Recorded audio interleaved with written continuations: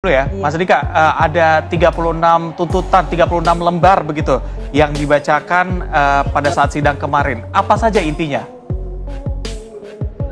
Ya, jadi kami membacakan gugatan. Di situ kan kami juga menjelaskan bahwa apa pokok-pokok yang akan kami gugat dan juga dari posita, petitum itu kami jelaskan semua tentang apa sebenarnya yang kami kami minta begitu, kira-kira begitu. Iya, Mas Andika, lalu bukti-bukti apa yang Anda miliki untuk meyakinkan klaim yang diajukan dalam gugatan-gugatan tersebut? Karena nampaknya sudah berkembang nih, bukan hanya ijazah UGM-nya saja, tetapi juga ijazah SMA-nya dan kemudian dokumen lainnya. Iya, jadi untuk beberapa bukti-bukti dan fakta-fakta ya nanti kan sebenarnya itu sudah kami persiapkan, tetapi itu akan kami buka nanti pada waktu pembuktian. Jadi belum untuk saat ini belum saatnya. Jadi kami masih menyimpan itu, jadi belum kami buka untuk di umum begitu kira-kira. Oke. Bang Freddy, ada 36 lembar yang dibacakan kemarin, tanggapan Projo gimana? Ya, saya jujur belum begitu tahu apa yang 36 itu, tuntutannya juga apa saja, tetapi begini, secara prinsip kan setelah gugatan dibacakan, nanti ada itu saya yakin ada eksepsi itu. Eksepsi ya menanggapi gugatan itu oleh tergugat, baik Pak Jokowi maupun UGM dalam hal ini. Di situ saya yakin mereka akan eksepsinya misalnya tentang kewenangan pengadilan, karena saya dengar juga ada yang digugat itu misalnya tadi administrasi berhubungan sama KPU. Berarti kan itu bukan kewenangan pengadilan negeri.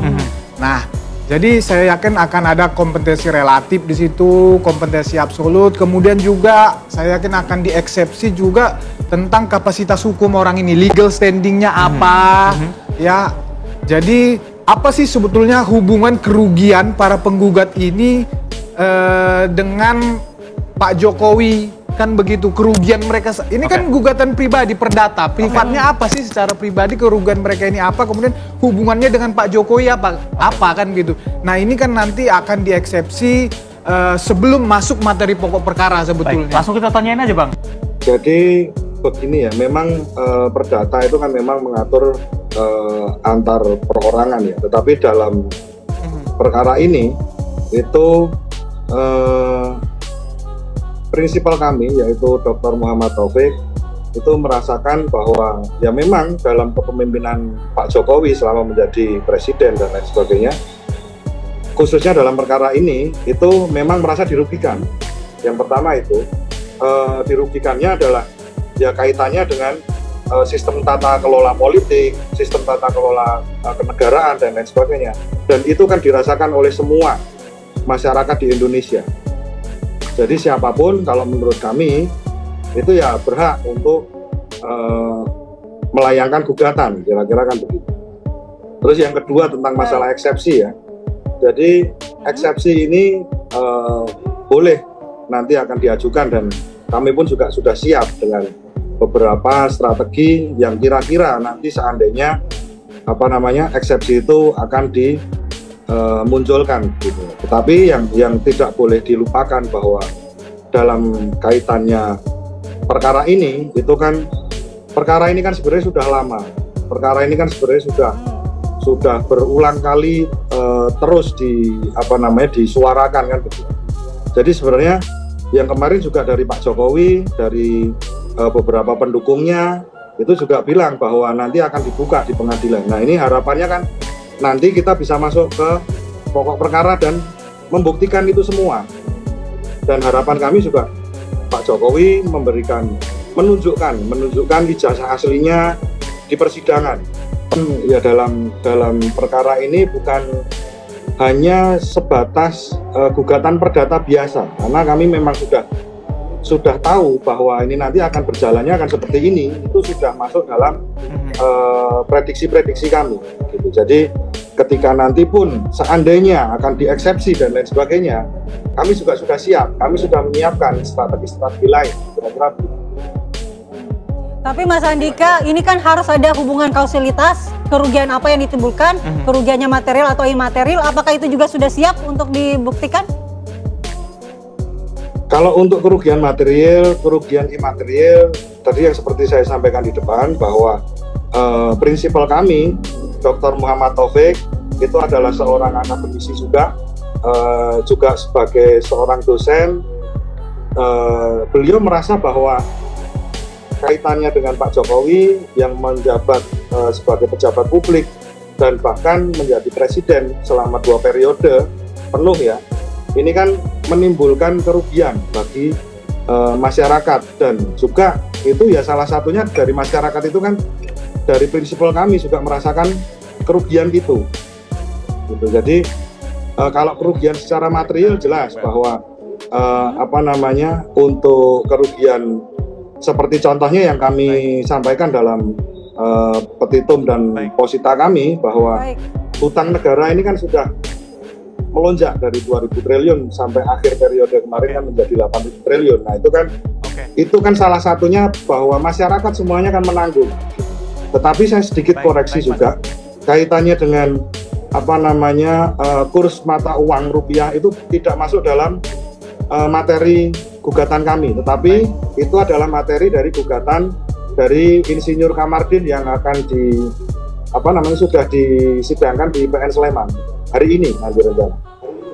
Begitu kira-kira. Baik.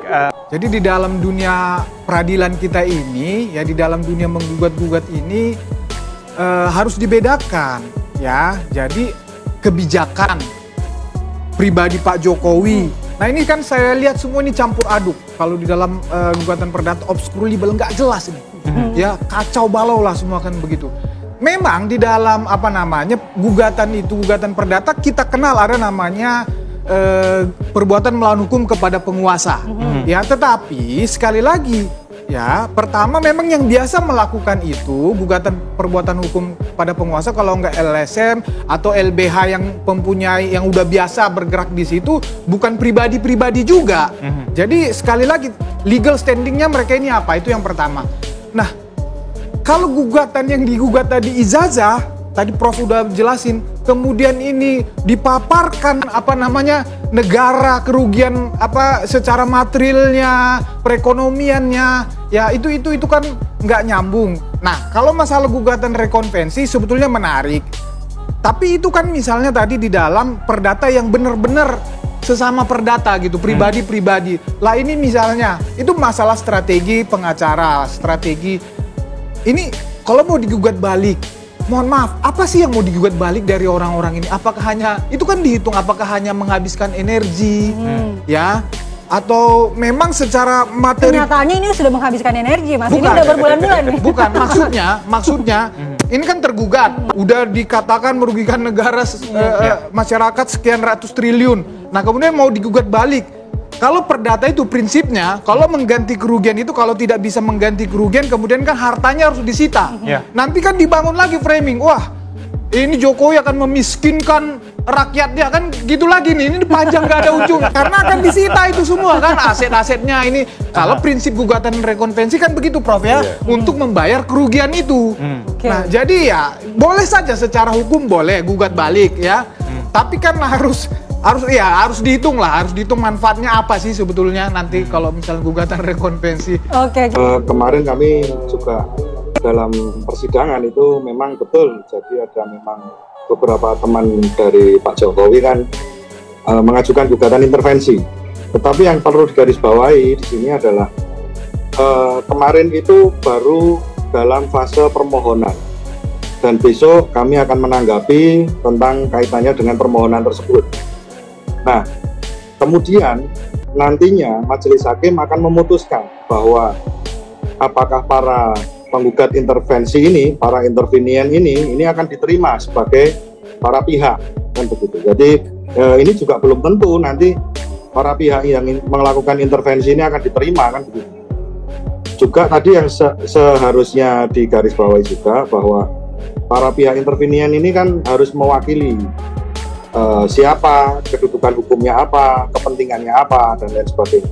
Itu yang nanti akan menjadi pertimbangan dari majelis hakim. Begitu, Pak. Baik.